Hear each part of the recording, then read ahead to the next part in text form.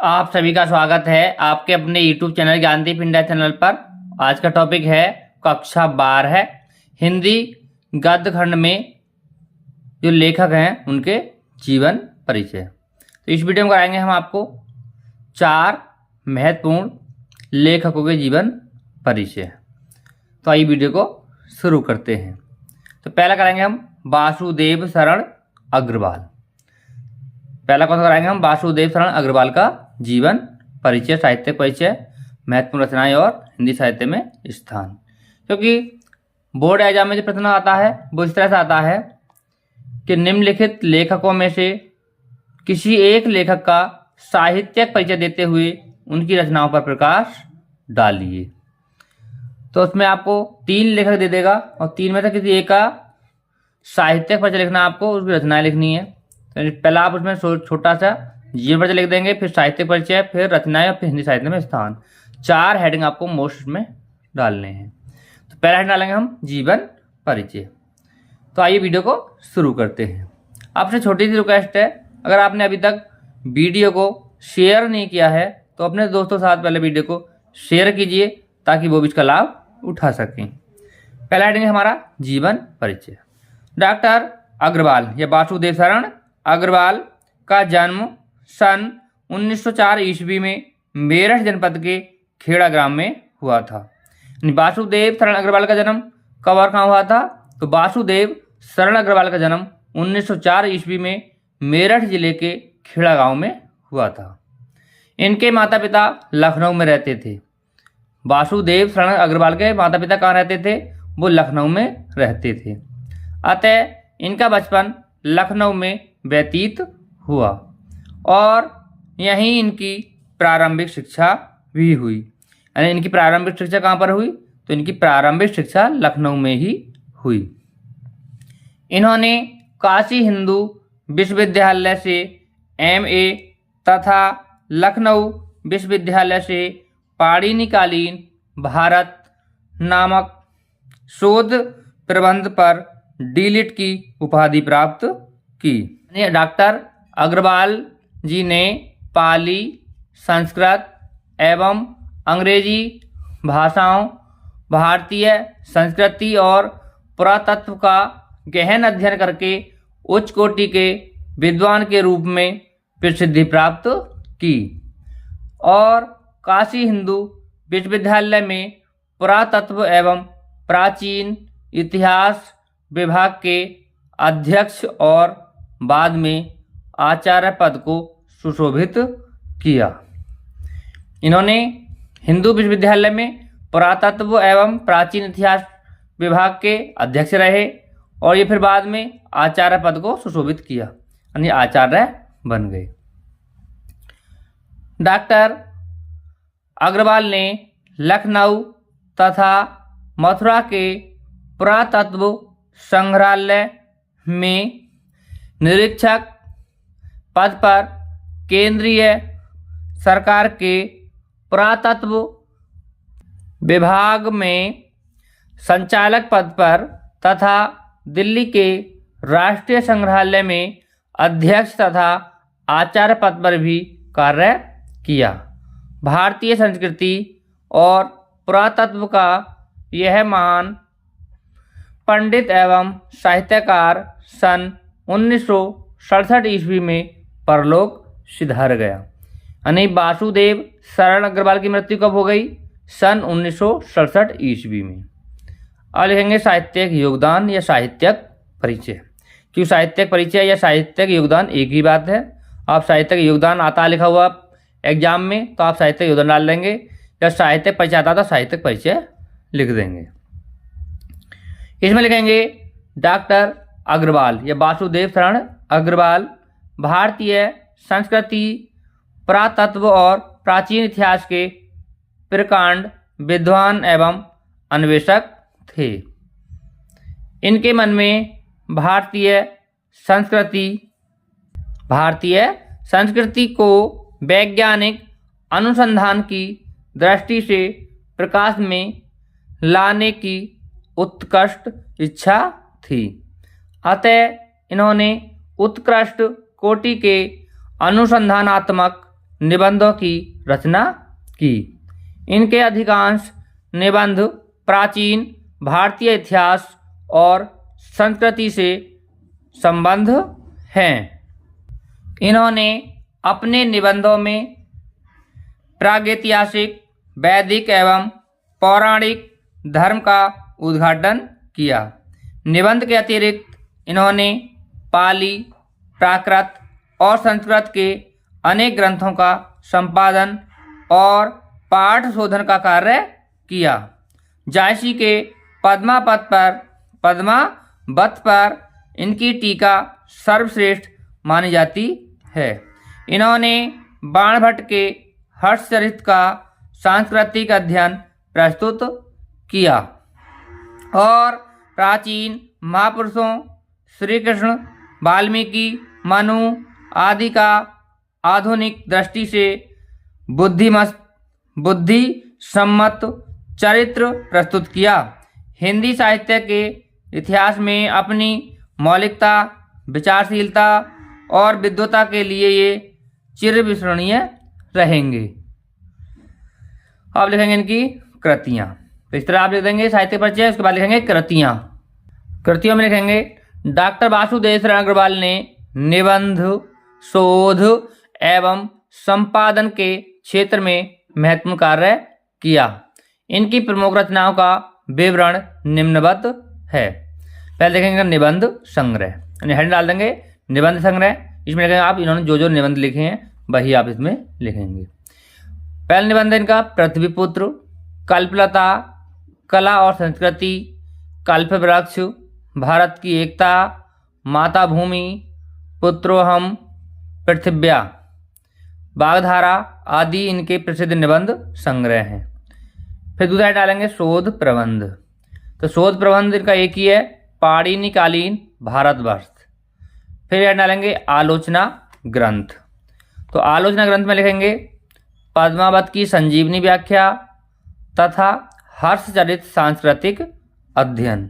अब देखेंगे इनका संपादन। संपादन है इनका पाली, प्राकृत और संस्कृत के एकाधिक ग्रंथों का। ठीक है नहीं, पाली, प्राकृत और संस्कृत के एकाधिक ग्रंथों का इन्होंने संपादन किया। अब लिखने के बाद साहित्य में स्थान। भारतीय संस्कृति और पुरातत्व के विद्वान डॉक्टर वासुदेव शरण अग्रवाल का निबंध साहित्य अत्यधिक समृद्ध है। पुरातत्व और अनुसंधान के क्षेत्र में उनकी क्षमता कोई नहीं कर सकता।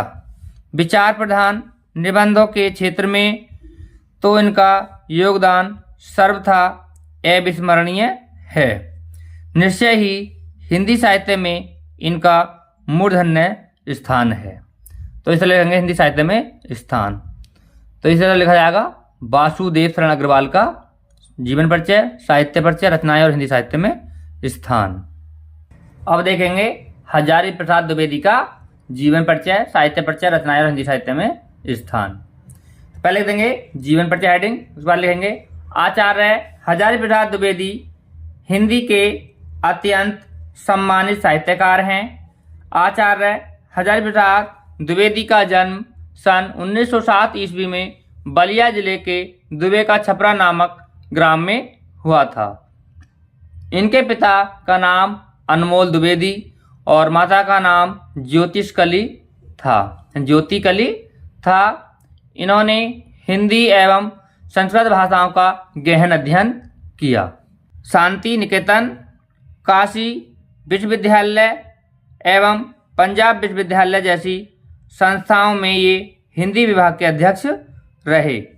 सन 1949 ईस्वी में लखनऊ विश्वविद्यालय ने इन्हें डी.लिट की मानद उपाधि से सम्मानित किया तथा सन 1957 ईस्वी में भारत सरकार ने पद्म भूषण की उपाधि से विभूषित किया। द्विवेदी जी उत्तर प्रदेश सरकार की हिंदी ग्रंथ अकादमी के अध्यक्ष भी रहे और द्विवेदी जी निरंतर साहित्य सेवा में जुटे रहे। सन 19 मई 1979 ईस्वी में इस महान साहित्यकार का निधन हो गया। यानी कि मृत्यु कब हो गई? 19 मई सन 1979 ईस्वी को इनकी मृत्यु हो गई। हल लिखेंगे साहित्यक परिचय। आधुनिक युग के गद्यकारों में आचार्य हजारी प्रसाद द्विवेदी का महत्वपूर्ण स्थान है। आचार्य द्विवेदी के निबंधों में जहाँ साहित्य और संस्कृति की अखंड धारा प्रवाहित है, वहीं नित्य प्रति के जीवन की विविध गतिविधियों, क्रियाओं, व्यापारों, अनुभूतियों आदि का चित्रण भी अत्यंत सजीवता और मार्मिकता के साथ हुआ है। सूर साहित्य इनकी प्रारंभिक आलोचना कृति है। द्विवेदी जी ने 4 महत्वपूर्ण उपन्यासों की रचना भी की है। सांस्कृतिक पृष्ठभूमि पर आधारित ये उपन्यास द्विवेदी जी की गंभीर विचार शक्ति के प्रमाण हैं। उनके भावुकता, सरसता और कोमलता के साथ साथ आवेगपूर्ण प्रतिपादन की शैली विद्यमान है। अब देखेंगे इनकी कृतियां। आचार्य हजारी प्रसाद द्विवेदी ने अनेक ग्रंथों की रचना की, जिनको निम्नलिखित वर्गों में प्रस्तुत किया गया है। नंबर 1 रहेंगे निबंध संग्रह। अशोक के फूल, कुटज, विचार प्रवाह, विचार और वितर्क, विचार के वितर्क या विचार और वितर्क, आलोक पर्व, कल्पलता। आलोचना साहित्य, सूर साहित्य, कालिदास की लालित्य योजना, कबीर, साहित्य सहचर, साहित्य का मर्म। फिर लिखेंगे इतिहास, हिंदी साहित्य की भूमिका, हिंदी साहित्य का आदिकाल। उपन्यास हैं इनके बाण भट्ट की आत्मकथा, चारुचंद्र लेख, पुनर्नवा, अनाम दास का पोथा। अब इनकी अन्य रचनाएं हैं प्रबंध चिंतामणि, पुरातन प्रबंध संग्रह, प्रबंध कोश, विश्व परिचय, लाल कनेर, मेरा बचपन आदि। फिर लिखेंगे हिंदी साहित्य में स्थान। डॉक्टर हजारी प्रसाद द्विवेदी की कृतियां हिंदी साहित्य की अमूल्य निधियां हैं या निधि हैं। इन निबंधों एवं आलोचनाओं में उच्च कोटि की विचारात्मक क्षमता दिखाई देती है या देता है। हिंदी साहित्य जगत में इन्हें एक विद्वान, समालोचक, निबंधकार एवं आत्मकथा लेखक के रूप में प्रसिद्धि प्राप्त है। इनके कल्पना सूत्र निबंध हिंदी में बेजोड़ हैं और साहित्य सेवा अद्वितीय है। हिंदी के श्रेष्ठ समालोचकों में इनका महत्वपूर्ण स्थान है। तो इस तरह देखेंगे आचार्य हजारी प्रसाद द्विवेदी का जीवन परिचय। इसके बाद देखेंगे अब हम प्रोफेसर जी सुंदर रेड्डी का जीवन परिचय। प्रोफेसर जी सुंदर रेड्डी का जीवन परिचय। हेड डालेंगे जीवन परिचय। फिर लिखेंगे प्रोफेसर रेड्डी का जन्म आंध्र प्रदेश में सन 1919 ईस्वी में हुआ था। इनकी प्रारंभिक शिक्षा यद्यपि संस्कृत और तेलुगु में हुई, लेकिन ये हिंदी के प्रकांड विद्वान थे। 30 वर्ष से भी अधिक समय तक में आंध्र प्रदेश या आंध्र विश्वविद्यालय में हिंदी विभाग के अध्यक्ष रहे। ये वहाँ के स्नातकोर अध्ययन एवं अनुसंधान विभाग के अध्यक्ष एवं प्रोफेसर भी रहे। इनके निर्देशन में हिंदी और तेलुगु साहित्यों के विविध पक्षों के तुलनात्मक अध्ययन पर पर्याप्त शोध कार्य हुए हैं। सन 2005 ईस्वी में इनका स्वर्गवास हो गया। अब लिखेंगे इनका साहित्यक परिचय। तो साहित्य परिचय में लिखेंगे प्रोफेसर जी सुंदर रेड्डी ने दक्षिण भारत की चारों भाषाओं तमिल, तेलुगु, कन्नड़ और मलयालम तथा उनके साहित्य का इतिहास प्रस्तुत करते हुए उनकी आधुनिक गतिविधियों का सूक्ष्म विवेचन प्रस्तुत किया है। इनके साहित्य में इनका मानवतावादी दृष्टिकोण स्पष्ट झलकता है। तेलुगु भाषी होते हुए भी हिंदी भाषा में रचना करके इन्होंने एक श्रेष्ठ उदाहरण प्रस्तुत किया है। ऐसा करके आपने दक्षिण भारतीयों को हिंदी और उत्तर भारतीयों को दक्षिण भारतीय भाषाओं के अध्ययन की प्रेरणा दी है। ठीक है, प्रेरणा दी है। आपके निबंध या फिर इनके निबंध हिंदी, तेलुगु और अंग्रेजी भाषा की पत्र पत्रिकाओं में प्रकाशित हुए हैं। भाषा की समस्याओं पर अनेक विद्वानों ने बहुत कुछ लिखा है, किंतु भाषा और आधुनिकता पर वैज्ञानिक दृष्टि से विचार करने वालों में प्रोफेसर रेड्डी सर्वप्रमुख हैं। अब लिखेंगे इनकी रचनाएं। अब तक प्रोफेसर रेड्डी के कुल 8 ग्रंथ प्रकाशित हो चुके हैं। नंबर 1 साहित्य और समाज, नंबर 2 मेरे विचार, नंबर 3 हिंदी और तेलुगु, ठीक है, हिंदी और तेलुगु एक तुलनात्मक अध्ययन, नंबर 4 दक्षिण की भाषाएं और उनका साहित्य, नंबर 5 वैचारिणी, नंबर 6 शोध और बोध, नंबर 7 तेलुगु बारूल, तेलुगु ग्रंथ है ये, number 8 language problems in India, ठीक है, लैंग्वेज प्रॉब्लम्स इन इंडिया, संपादित अंग्रेजी ग्रंथ है ये इनका। अब लिखेंगे साहित्य में स्थान। साहित्य में स्थान लिखेंगे प्रोफेसर रेड्डी एक श्रेष्ठ विचारक, समालोचक और निबंधकार हैं।